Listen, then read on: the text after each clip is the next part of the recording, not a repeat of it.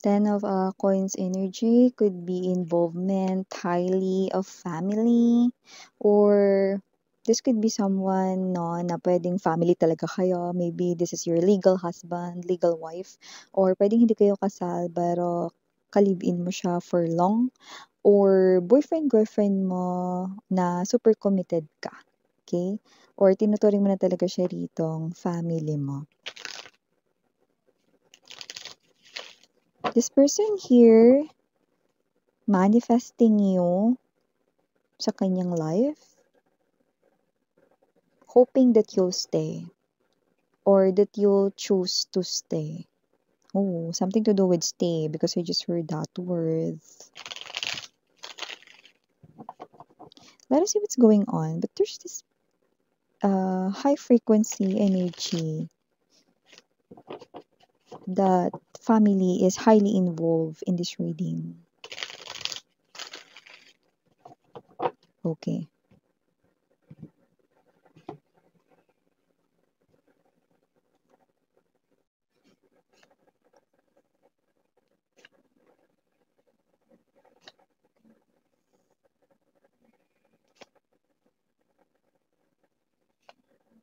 Oh, interesting.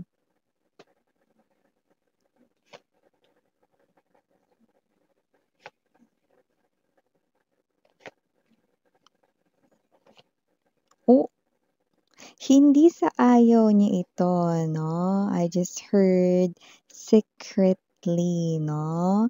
Okay, hindi sa ayaw niya itong gawin. Actually, ito ay sikreto niyang gusto rin. Ayan, no? So, hindi tayo magpapaligoy-ligoy par, hindi na tayo magpapatumpik-tumpik, boom, karaka-raka. Kasi naman tong energy na to, definitely an energy here of your ex-lover. Look at that. Six of Wands in reverse position na. Okay, I'm getting kung ano yung mensahe nito. Bottom of the deck, Three of Wands in reverse. Knight of Swords ay here. And the Page of Coins. Paghugot ng confidence, paghugot ng lakas. That's what I'm picking up at the bottom of the deck, no? And for the rest of the messages, I'm gonna tell it, no? Batiin muna natin ang lahat. Hi and hello there everyone. My name is Yan. Welcome new subscribers, returning Eastern buyers. Thank you sa inyong walang sawang love at support. At kung hindi niyo pa knows, meron pa tayong main channel ng The High Priestess. Ang link niya nandyan sa description box ng reading na ito. Kaya kung interesado, i-click lamang yung link dyan para mapunta kayo doon at araw-araw nag-upload tayo ng collective readings for all signs. There. At yun nga lang tayo dito, no, na gender, so babae, lalaki, LGBT, everybody ay welcome. By the way, bukod sa collective readings for all signs, meron din tayong reading per zodiac sign, no? Meron tayo weekly and monthly doon sa ating main channel. Link down below lamang. At yun nga, no, balik reminders na tayo na wala rin tayo dito na time period. Timeless, meaning to say, pwedeng tapos na sa iba nangyayari na, sa iba ay yayari pa lamang. But definitely, no, sa tinutumbok nito, there's this big parent figure vibe, no? Or there's this others, no, na family, like a group of people very close. I'm getting that bloodline with lots of reds right in here. Okay? Ibig sabihin, let me just get straight to the point, no? Okay?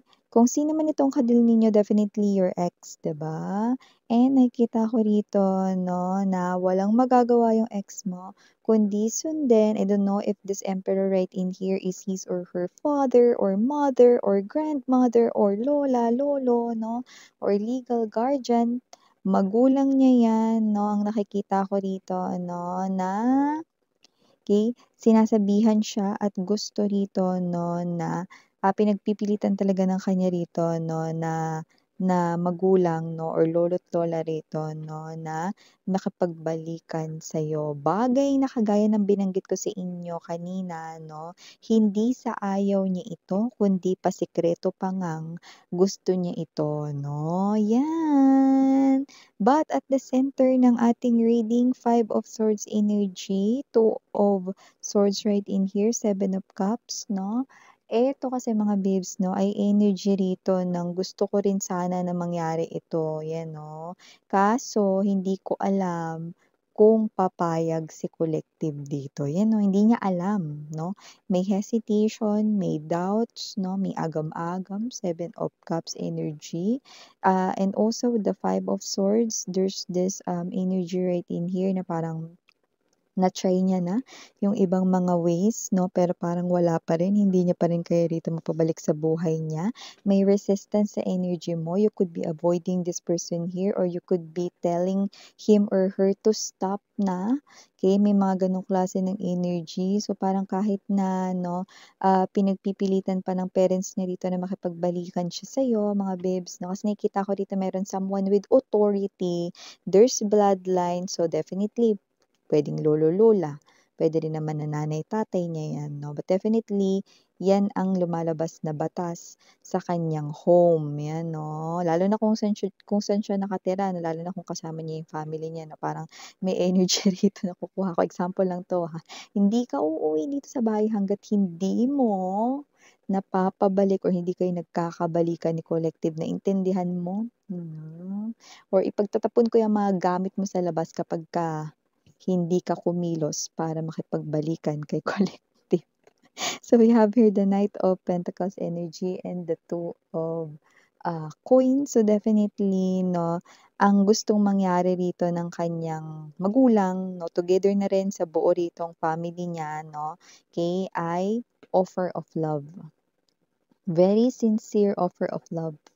Very romantic 'no, lahat na gamitin niya na rito yung pagiging romantic niya rito 'no, okey, or sweet para, strategy 'no, upang bumalik ka sa life niya 'no. Pero naghe-hesitate siya rito hindi dahil ayaw niya ito gawin or labag siya, actually gusto niya nga ito 'no, pasikreto lang 'no, hindi niya ito sinasabi sa kanyang family 'no. Alam mo naman, okey, mas kaya pa magsabi 'no ng individual na ito sa kanyang mga friends kaysa sa family niya 'no, ng kanyang tunay na emotions and feelings 'no. So gusto niya rin talaga dito na magkabalikan kayo, magsimula kayo ulit, 'yan naman ang nasa isip niya.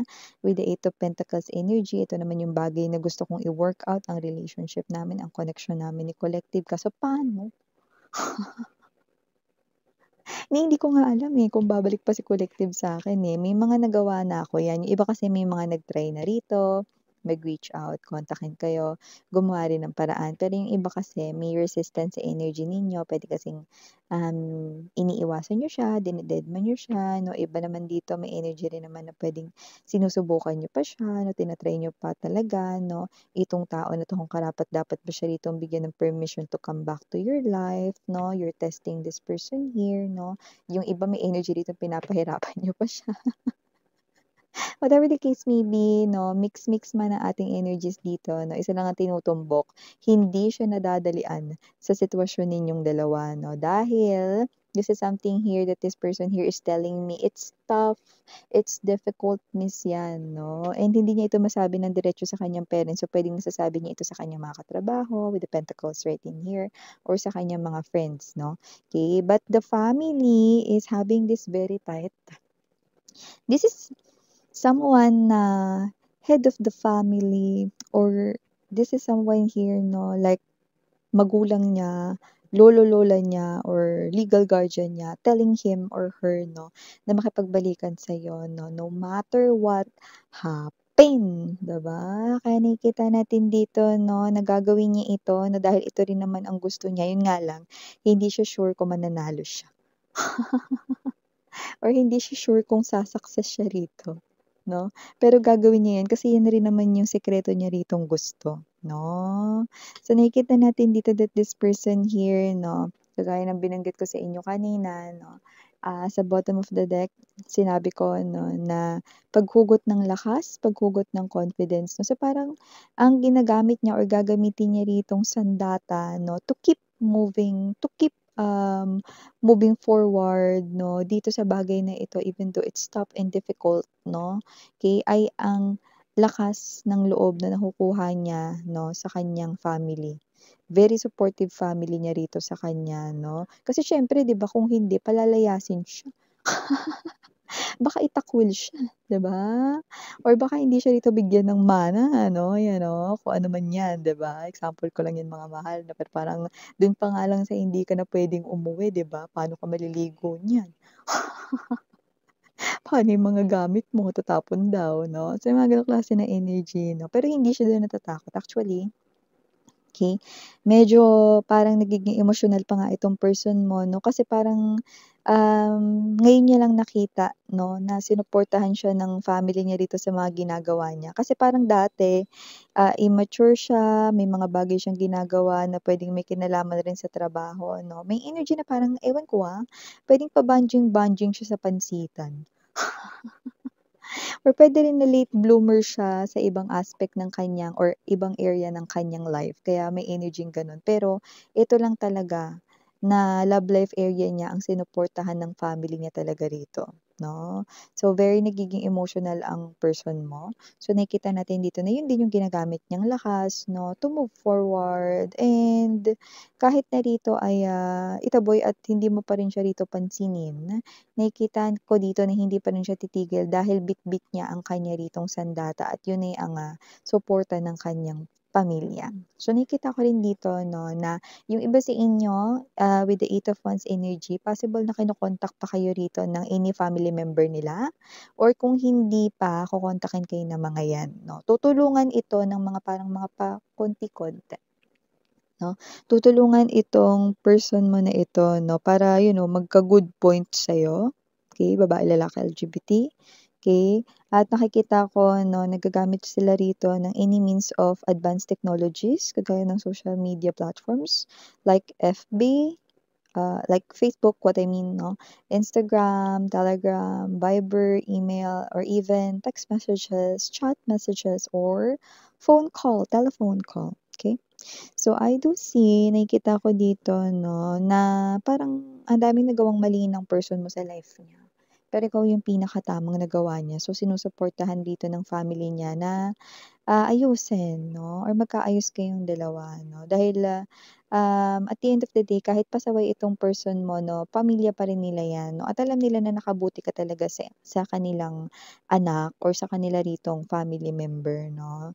So, lumalabas rito 'no that this person here will definitely not waste any more time. Kahit na medyo napanghinaan siya rito ng loob 'no, pero nabuhayan ulit siya ng loob dito nung narinig niya mismo sa kanyang family member.